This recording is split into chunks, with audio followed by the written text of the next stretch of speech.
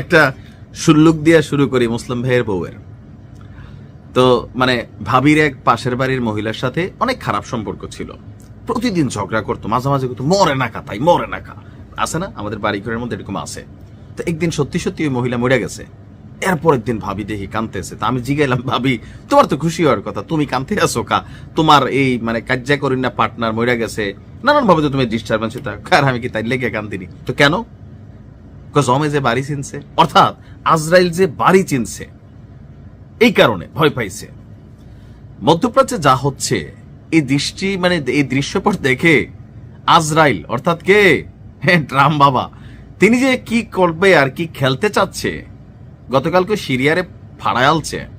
তো এই পরিস্থিতিতে পুরো ইউরোপ জুড়ে, আমেরিকা জুড়ে ট্রাম্প যে মানে ছিনাই নেওয়ার একটা মেন্টালিটিতে এই মুহূর্তে হাঁটতেছে। কিউবারে বলছে যে রেডি থাকো আসতেছি, কলম্বিয়ার দিক দিয়ে গুতাচ্ছে, ডেনমার্ক রে গুতাচ্ছে, সবার উপরে একটা পরিস্থিতি কিন্তু তৈরি করে ফেলছে। তো এর মাঝখানে পশ্চিমা শক্তির খুবই অন্যতম মিত্র শক্তি কে? সৌদি আরব। G20, G7 একটা আছে, G20 একটা আছে। তো G20ও হচ্ছে পৃথিবীর অর্থনৈতিক, সামরিকভাবে বা সব দিক থেকে কানেক্টেড যেই বন্ধু মহল, পৃথিবীর সর্বোচ্চ 20টা দেশ, এর মধ্যে সৌদি আরব একটা, এদিক থেকে একটা শক্তিশালী অবস্থানে আছে। অপরদিকে ন্যাটোর মধ্যে থাকা একমাত্র মুসলিম রাষ্ট্র এটা হচ্ছে তুরস্ক। অপরদিকে পারমাণবিক শক্তিধর এই রাষ্ট্রগুলোর মধ্যে তুরস্ক, সৌদি বা অন্যান্য দেশগুলোর মধ্যে পাকিস্তান। এখন মজার বিষয় হচ্ছে ট্রাম্পের বর্তমান প্রেক্ষাপটকে বিবেচনায় রেখে বা আমেরিকার এই যে সামনে একটা নীতি আসতেছে, কারণ মার্কিন সরকার অর্থনৈতিকভাবে তাদের যে বিশাল একটা ক্ষুধা তৈরি হয়েছে, এটাকে সামলানোর জন্য তাদের অনেক টাকা দরকার, অনেক টাকা। এই জন্য কিন্তু ভেনেজুয়েলা টার্গেট হয়েছে।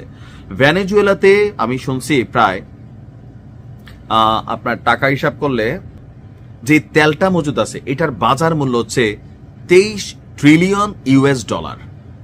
বোঝেন নাই? আপনার 1000 বিলিয়নে 1 ট্রিলিয়ন, অর্থাৎ 1000 বিলিয়ন ডলার, 100 মিলিয়নে 1 বিলিয়ন। সংখ্যাটা বুঝছেন? 100 মিলিয়নে 1 বিলিয়ন, 1000 বিলিয়নে 1 ট্রিলিয়ন। আর এই 1 ট্রিলিয়ন না, 23 ট্রিলিয়ন ডলারের তেল আছে আপনার এই মুহূর্তে ভেনেজুয়েলাতে।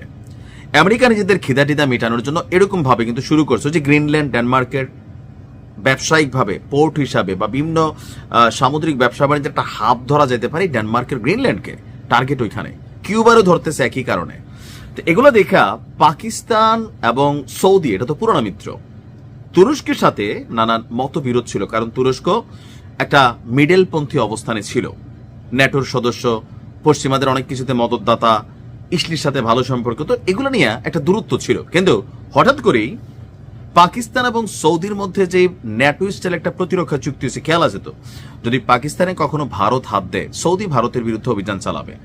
আবার ধরেন পাকিস্তানে যদি ইরান হাত দেয়, তাহলে ইরানের বিরুদ্ধে পাকিস্তান অভিযান চালাতে হবে। তাদের মধ্যে এই চুক্তি রয়েছে যে তোমারে মারলে আমি আসবো, আমারে মারলে তুমি আসবা।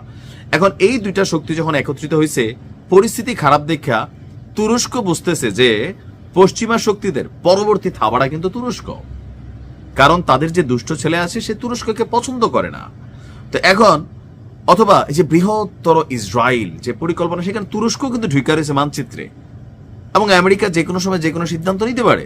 সার্বিক দিক চিন্তা করে তুরস্ক এখন পাকিস্তান এবং সৌদি আরবের যে চুক্তি বা যেই জোটটা, এটার সাথে নিজেদেরকে কানেক্ট করতে চাচ্ছে।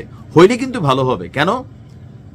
পাকিস্তান এবং তুরস্ক অস্ত্র আপনার কি বলা হচ্ছে তৈরিতে বা বিভিন্ন ধরনের সামরিক অ্যাক্টিভিটিতে তারা কিন্তু যথেষ্ট অগ্রগামী সৌদির তুলনায়। কারণ পাকিস্তানের সাথে কে কানেক্টেড? পাকিস্তানের সাথে কানেক্টেড আছে চীন। তুরস্কের সাথে অনেকগুলো দেশ কানেক্টেড, ভালো ভালো ড্রোন বানায়, যুদ্ধ বিমান বানায়, জাহাজ বানায়, অনেক কিছু বানায়।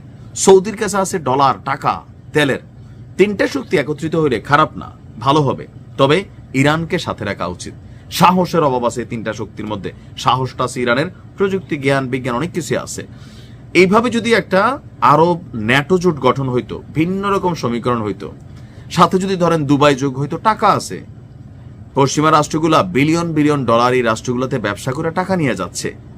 এরকম 5টা 6টা বা 7টা রাজ্য আমার হিসাবে, এর মধ্যে আপনি বাহরাইনকে অ্যাড করতে পারেন, এর মধ্যে আপনি কাতারকে অ্যাড করতে পারেন।